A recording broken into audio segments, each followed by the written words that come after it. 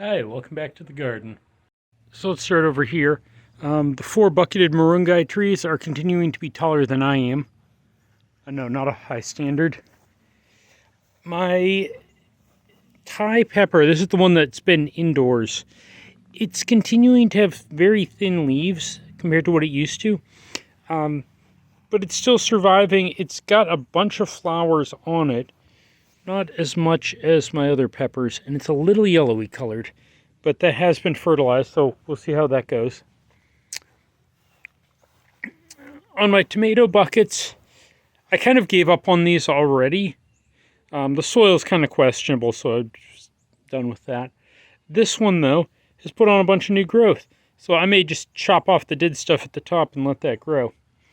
Now, my okra, which I just harvested before making the video, I've got some very large seed pods from mostly when I fell behind on harvesting this. I don't think I'm going to do okra again because I just don't like okra, and these things grow like crazy. Move down to the bell peppers. There's no actual fruit on these, but as you can see in there, that had a flower. Actually, there might be the beginning of, no, this is the beginning of flowers, and more flowers up top. And then this one's similar. We've got a few flowers here and there, but no fruit yet. Now the chard is actually looking a whole lot better. We got rained on today. This is really leathery though. I'm probably going to cut that off and dehydrate a bunch of that. Same with that chard. Now over here, this continues to be the rock star of the garden. We have the peppers. And you see, I've got a bunch of these little white flowers all the way out through here. And I've also got the beginning of fruit coming on. You can see some fruit there. So none of these are turning red yet. This is basically some serranos and Thai chilies, and I didn't label them well. And since there's a huge amount of wind that comes across that way and sweeps through, I've got all sorts of cross-pollination with my peppers, and I just get what I get. Either way, it should be spicy very soon. Over here, this bed, I planted beans in, and it looks like, actually that might be the only bean plant to come up, and it looks very diseased. Oh no, that's leftovers from a pepper.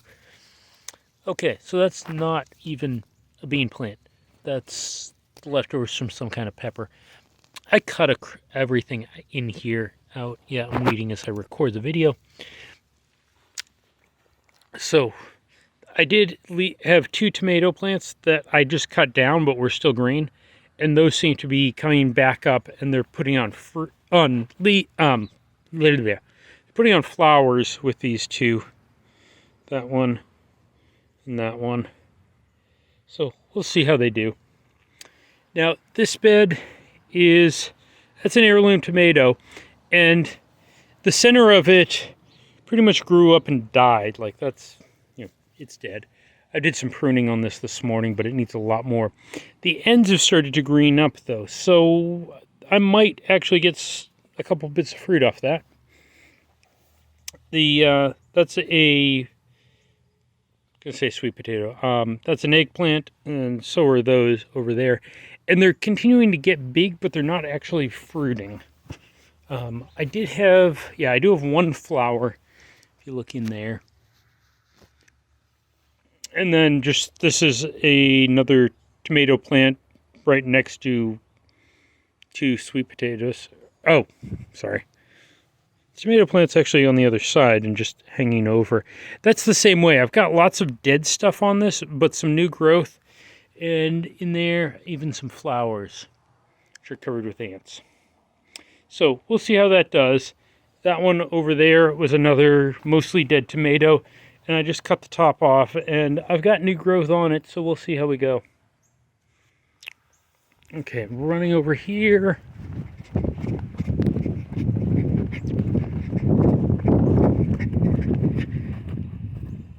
We've got some fairly happy chickens. my folks have been visiting and have been absolutely spoiling these chickens. So you might see some bits of watermelon rind over there. They've been enjoying that.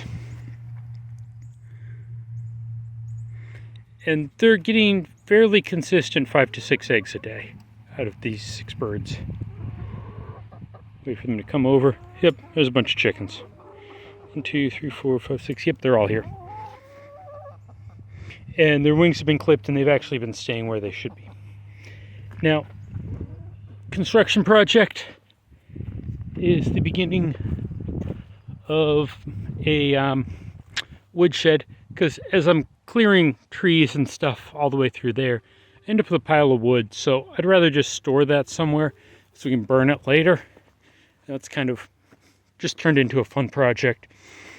And the floor is down on this side, piece of plywood. I actually cut the plywood into quarters, and as you can see, this on top of a frame. There'll be more about this later if you subscribe to the channel. My septic sprinkler there, I had planted corn and beans next to. It was a complete failure, so I've just cut through some of that with a 2-foot hedge trimmer. So that's, at some point I will probably cut some more of that down and run through it with a riding mower too, and we'll call that grass again. Over here, I've been trying to deal with the flooding. Basically, this whole area floods, and annoyingly, I tried to plant onions there, and they ended up under a foot of water, and then it froze at 15 degrees last winter, and I lost all of my onions. So I have been moving dirt from the little retaining pond over to fill in here. I'm probably going to stop that, though, for this year, simply because, as you can see, we got rain, and it's now wet over there. I don't feel like getting all muddy and wet. So that's pretty much it for this week. The 110 degree heat we've had is finally broken, and we've gotten quite a bit of rain.